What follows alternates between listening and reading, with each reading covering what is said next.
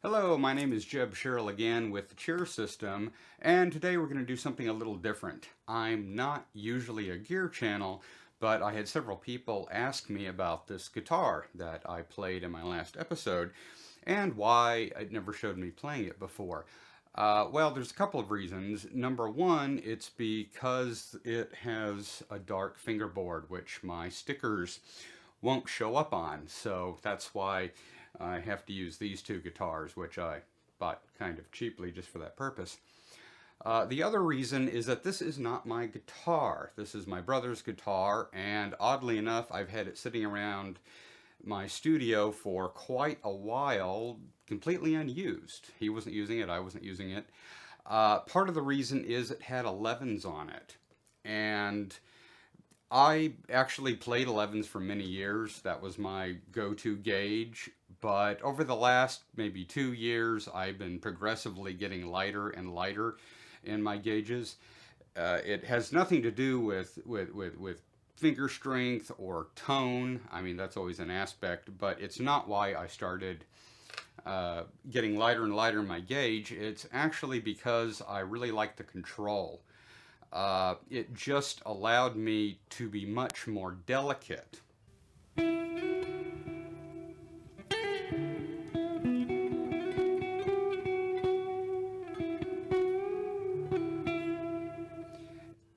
And in vibrato and bending and all that kind of stuff, I just like that kind of delicate touch that you can get with lighter strings. So these are actually eights. And the reason I really started using this guitar and had the eights put on and had it reset up and all that good stuff, and got to find out just how much you had to pay extra for a Floyd Rose setup, was because of the frets. This has jumbo frets. And I was watching one of my favorite guys on YouTube, Andre Flood, Professor Andre Flood, and he had a video talking about how you could legato easier using jumbo frets. And so I decided to pick this guitar up and give it a try. And once I got it reset up with lighter strings, this guitar it's just insane. I can't believe I had it lying around so long and just didn't use it. It's like a Lamborghini. It's mostly I play Strat style guitars, PRS style guitars, that sort of thing. Never something with a Floyd Rose tremolo or one of these crazy wizard necks. And this was a real surprise for me. It's it's just a beautiful guitar. Not that I particularly care about the looks. I mean, I do, of course. It is stunning, but I more care about the way a guitar plays. I'm more into fret radius and fretboard. I mean, fretboard radius, neck profile. Uh, uh, the frets themselves now. I'm really into jumbo frets now, just because it does allow me that not just legato, but a really delicate legato. I mean, it's just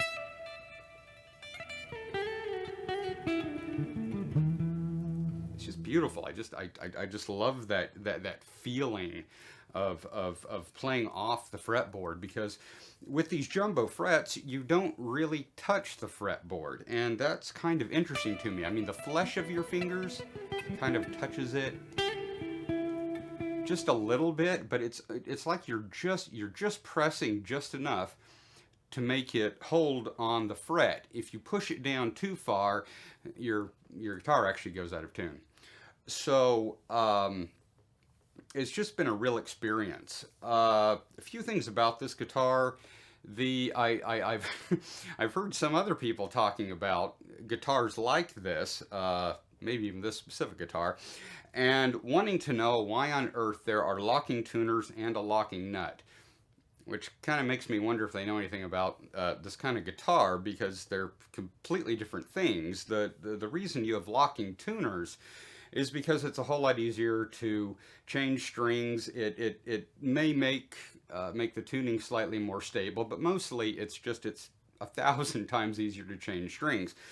The nut, on the other hand, is actually for holding it right at the pitch you put it at, and then you use these fine tuners down here on the, it's not actually a Floyd Rose, but it's a Floyd Rose style bridge, and you just kind of fine tune it down here. And even though I'm not big into doing dive bombs, in fact, you'll notice I don't even have the trim arm on it, but I actually use this trim all the time in a different way. Looking at the back, this thing is insane. It looks like I don't know, an insane feat of mechanical engineering of some kind. These springs and counter springs, and and the way it can be adjusted is just it's unlike anything else I've ever owned. Well, if I owned this. The truss cover is revolutionary. I mean, I love it. You just kind of, you can stick your fingernail in and just pop it, and it just slides to the side, and you can adjust your truss rod. So that's brilliant. I think the only thing I might like better would be possibly the truss wheel down here that some guitars have. But this thing is just extraordinary to me. The neck itself is not quite like anything I've ever played before. It's a special kind of wizard neck, I think, because it's thicker here than it is here. So it's almost kind of a teardrop shape. So when your thumb is going up and down the back, it's thick and then it's thin, and it just kind of holds your thumb if you're playing that style, you know, with your thumb in the bag. I often have my thumb up over the top, but even for that, I find it really, really comfortable. The profile on the back there like that. It has really good fret access. I really like the cutaways. They're really deep cutaways. I think from now on I'm going to want guitars with at least a cutaway like this. The pickups are not metal pickups, and that's I'm not really a metal guy, so that was really nice. They're actually kind of a lower output pickup, and supposedly this guitar was made to be more an ambient guitar, more ambient centered instead of metal centered. So it just works beautifully for me. I'm not going to go through all the pickups. Honestly, I mostly just use the neck pickup anyway. I can go through them a little bit. Here's the center pickup.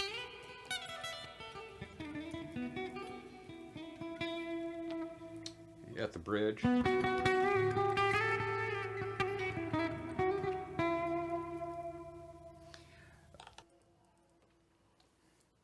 Oh, and guys, I'm sorry, I forgot to mention how I do use the trim, and I use it with my palm. These fine tuners are actually pretty strong in there, and so they don't twist real easily, and you can put your palm right against them.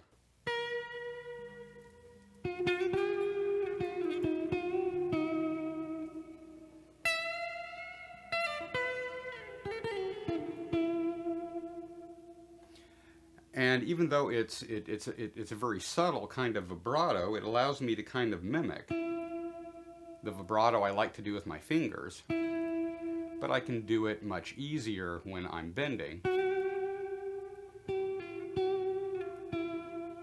It's a little faster vibrato usually, but it's just kind of beautiful, and you can also just press down on it and increase a bend. Like you can bend and then just go and then just push in and go way up with it. So I think that's really cool, and I actually use that more than the trim arm itself. But it handles like no other guitar I've ever played with. It's just very smooth, very delicate. You can do just about anything on this guitar. I absolutely love it, and so I'm basically just showing it off because I think it's a neat guitar. If any of you guys are interested in this kind of a thing, I don't think they sell these anymore. It is the Ibanez RG and a bunch of numbers. I really wish they'd come up with a better way of naming their guitars because they sound like robots. But I will put the actual name of this guitar in the description. And yeah, if you're interested, you can still find these on Reverb, and they're phenomenal. They're absolutely phenomenal. My name is Jeb Sherrill. This is the chair system. Please like and subscribe and all that good stuff. It really does help the channel.